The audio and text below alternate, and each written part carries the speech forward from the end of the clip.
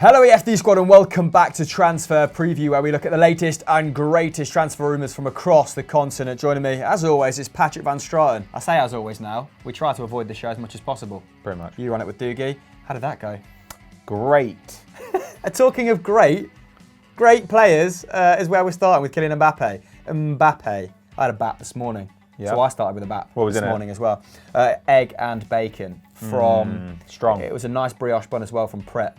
They're pretty good. They're surprisingly good. And also surprisingly good. Hey, unbelievable. Kylian Mbappe, the report that never goes away. He could be on his way to Real Madrid, and this time, rumours are putting the fee at somewhere between 250 million and 350 million. Now, this news obviously comes after the rumours that Mbappe has stalled on signing a new contract with PSG. He's apparently demanding reassurances about their plans for the future. His current deal only runs until 2022. Which feels really close now, like given how young he is and the leaps forward he's made since he arrived in Paris. He currently earns about 19 million euros a year, so pretty hefty wages. But you imagine Real Madrid could cover those, especially seeing as in 2 or 3 years' time, we might even see Eden Hazard already be done there. Benzema will move on at some point. Ramos is going to retire at some point. Like, there are wages to be freed up, of course. Apparently, what he wants from PSG is parity with Neymar, who earns nearly double what he takes home. Yep.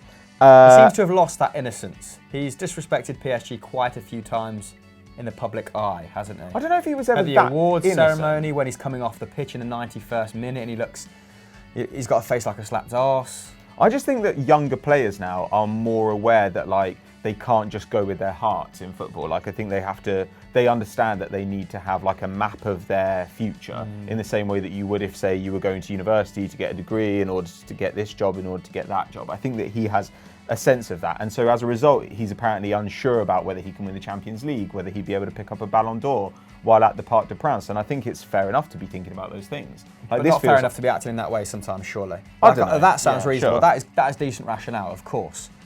But he's got an edge about him now that I don't think he had whilst at Monaco. But I also think there are rumours that there's a little bit of difficulty between him and Thomas Tuchel. Right, and Thomas Tuchel is also known to do this with players, right? Players either love him and really buy in, or they end up kind of needling at each other a little bit. And I don't know, Zidane keeps being asked about it as well, and he's kind of tried to cool down the rumours, but just by talking about them, you're kind of making it clear that it's a real thing. So he said, he's a PSG player, and I'm not going to comment here what happens there. It would be disrespectful. I know Kylian very well, but I have to show respect, which is like, I have to show respect is like somebody saying like, is like your girlfriend saying like, if you were single, would you be interested in that girl? And you'd be like, I don't want to answer that question. If the answer is no, you'd just say no. And I know Kylian very well, so we speak on an informal basis a lot. I'm not going to say anything though relating to this transfer. Yeah, like he sends him WhatsApps of like Kylian like in a Real Madrid shirt. Lol. I don't know. You could just imagine him doing that. And obviously this isn't the first time that Zidane's done this. He also did it in the build-up to Real Madrid's game against PSG last month, where he said at the moment he plays for Paris Saint-Germain. At the moment. We'll see in the future if that changes. I know he's always said his dream is to play for Real Madrid.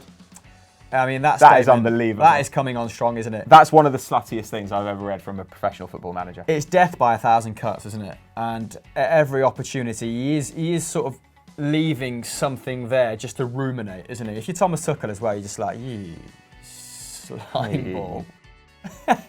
Tuchel, who would win in a fight? Tuchel or Zidane? Zidane's a big guy, actually. He is.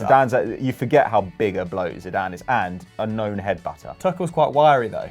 Yeah. I imagine Tuchel's a hair puller. I imagine Tuchel's really. Zidane's got no hair, so there you go. I imagine Tuchel's really good at fencing for some reason. Yeah, he does have that look about him. Like he's like a Bond henchman, where he'd like whip out a rapier.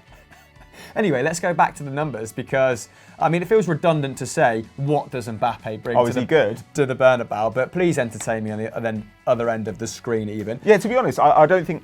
We all just assume he's doing well this season, but I haven't actually really watched him and PSG that much. I would be quite interested to know what he's up to. Because now we just do take his excellence for granted, but this is what it looks like when you break down the numbers. So, despite missing 7 games through injury, had quite a slow start, didn't he, in that regard? The 20-year-old has been immense since hitting 14 goals and registering 7 assists in just over 1,000 Liga and Champions League minutes. This works out to a goal involvement every 50 minutes.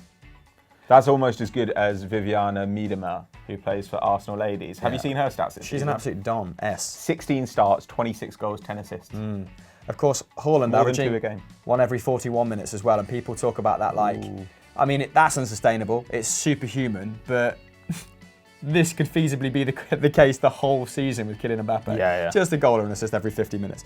Anyway, which is better than what Messi is averaging this campaign. Of course, Messi about 10 years his senior, so maybe a harsh thing to level at him.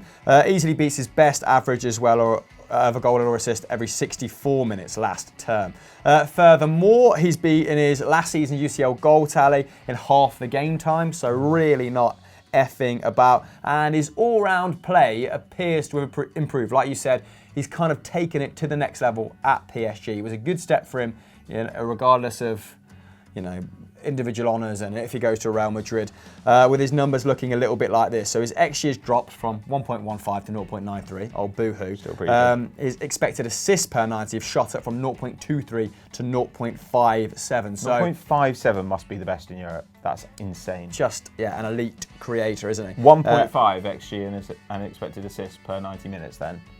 That's normal. I mean, I'm surprised his expected goals have gone down as well, because he's taking 5.1 shots per game, which is more than at any other stage in his career, with 4.3 of those coming from inside the box. No one in the Real squad really comes close to that in terms of expected goals and an assist value. Benzema the closest on 1.06, which is very, very healthy from his compatriot. But do they really need him at this point in time? At some point in the future, great. But in the last 18 months, they've brought in 3 exciting young talents, haven't they, who have cost a pretty sizable amount themselves in the form of Vinicius, Jovic, Rodrigo, not to mention Eden Hazard. How long is Eden Hazard's contract? Probably 3 or 4 years at the very least, isn't it? And Mbappe mainly plays on the right or down the centre, doesn't he? So his arrival would almost certainly end one of those careers, like Jovic. Yeah, I think they've given up on Jovic already. There are rumours they want to give him to Arsenal to try and get Aubameyang. And we did a Euro transfer talk t'other day, because I don't know which specific day, and we were linking it with Manchester United. So let's see if that happens. Jeez. Although Haaland probably going to Manchester United, isn't he? Or Dortmund. Anyway, both of those aforementioned players having pretty difficult spells at Real Madrid, though, aren't they? Jovic only racking up 300 minutes so far. Vinicius only has 1 goal in his last 10 appearances. So maybe Real willing to cut ties. They are fairly ruthless when it comes to that department, aren't they? But do you guys see Mbappe heading to Real Madrid in the next window or the window after? Or do you think PSG will make him see out his contract? Let us know in the comments below. Moving on. Next up, we have a player on their way out of Barcelona, possibly the Jean-Claire Todibo, who might be on his way to AC Milan. Now, on Tuesday, Calcio Mercato reported the interest in the Barcelona defender from the Italian side, and he apparently is quite keen on the switch. The 19-year-old only joined the Blaugrana from Toulouse in January, but has made just 5 appearances in all competitions for Ernesto Valverde's side. Kind of unsurprising given his relative youth. Now, Gerard Piqué and Clement Lenglet both rank in the top 5 for minutes played at Barca this season, so when they're fit, they are pretty much untouchable, accumulating around 2,500 minutes between them already in the league. I do think, though, it would be a little bit of a loss. Even though he hasn't played very much, for him to go would leave Umtiti as the only senior option as a backup at centre-back, and as we know, Barca are also not entirely sure about his long-term future. And apparently, if they were to let Todibo move, they'd insist on a buyback clause in any deal. He's valued at about 15 million euros, despite costing the Catalan club just 1 million. You'd imagine that they would probably try and gouge Milan as much as possible. And given Milan's season so far, you probably can. Obviously, if you're Milan, that's a bit of a sticking point. You don't want to develop a player, essentially, so that a super club can come and just take them back for a pittance. So I think that that's the issue right now. But if he wants to go, he wants regular minutes, and Milan are willing to offer them a big return on the money they gave, I think that probably gets done. Yeah, and he put that man of the match display in against Inter Milan, didn't he, in the Champions League, in that back 3, that no doubt put him on the radar of AC.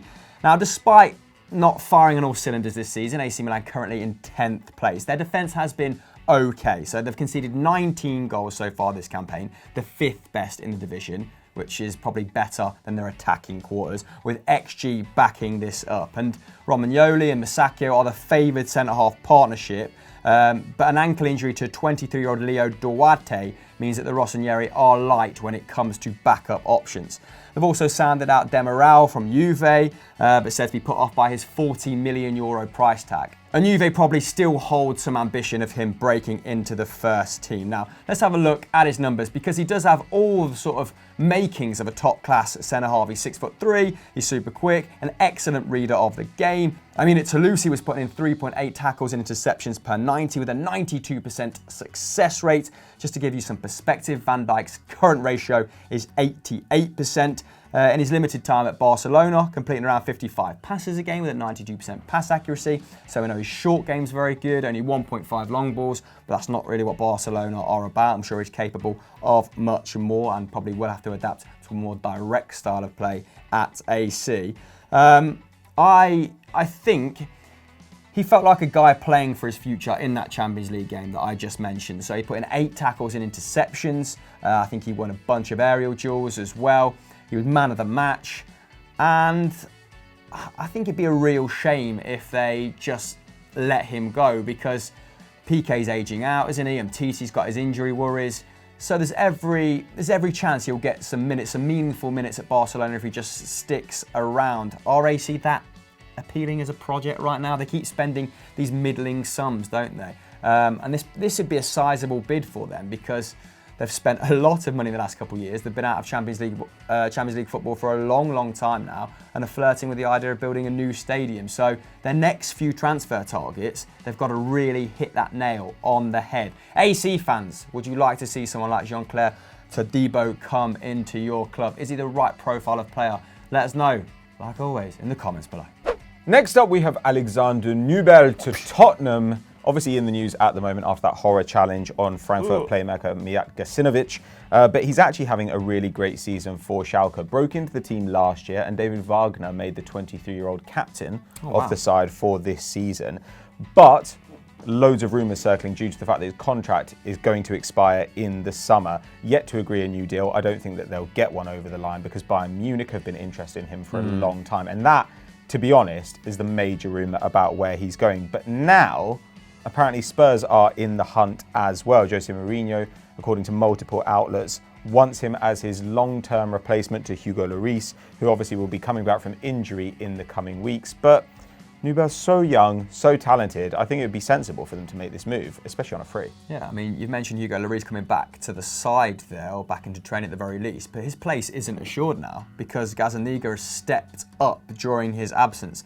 Although he's kept only 1 clean sheet in 11 appearances, conceding 16 goals in the process, a large part of that can be attributed to the shaky back line in front of it. He's currently making 3.7 saves per match, at an average of 2.6 for every goal he concedes. He has the joint second best save percentage in the league at the moment, saving 77% of the shots that he faces. So only Alisson has a better record. And I imagine that the clean sheets will start to come as the side really adjust to Jose Mourinho's ways. They have looked a lot more defensively assured in recent weeks, haven't they? Although still a little bit sticky.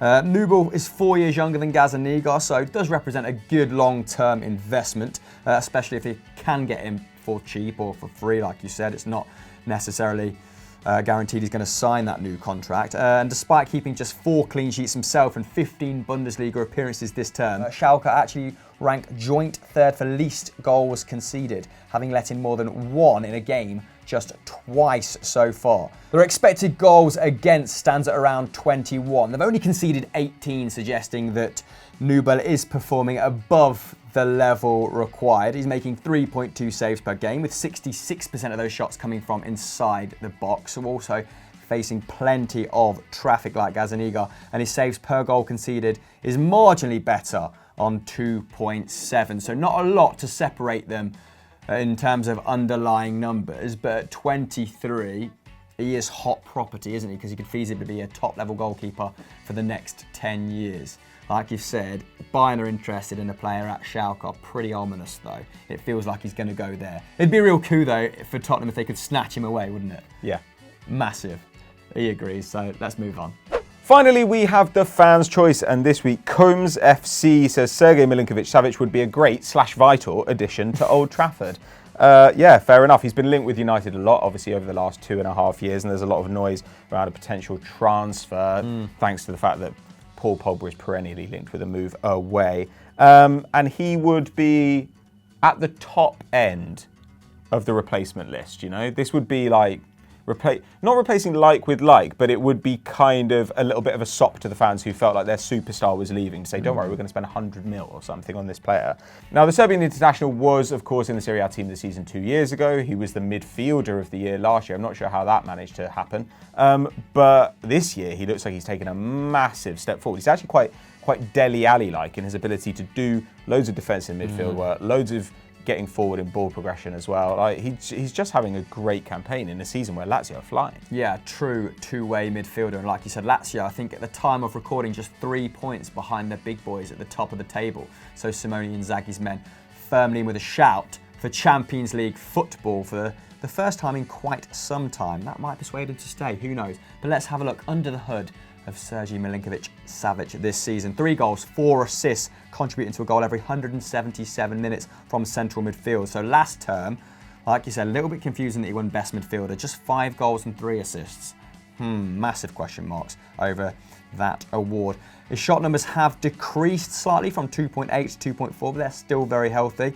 But his shots inside the box have increased, so he's taking them from better locations in general. 1.3 to 1.6 is the leap I just mentioned, meaning he's now taking 57% of his efforts from inside the area.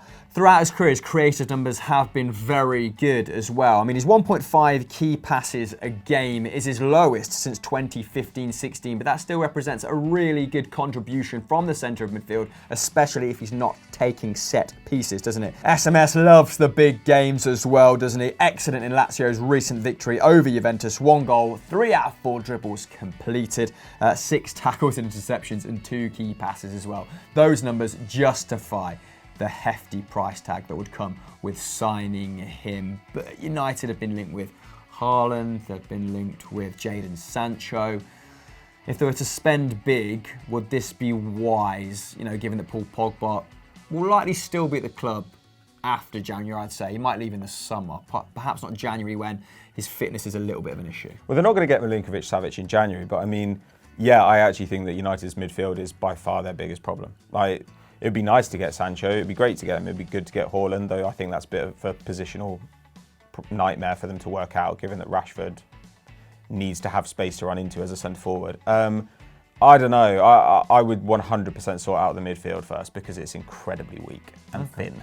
Yeah, I mean, this is a good long-term target, perhaps not one for January. Who sent this in? Coombs FC, but a good shout nonetheless. That is the end of the show, mercifully.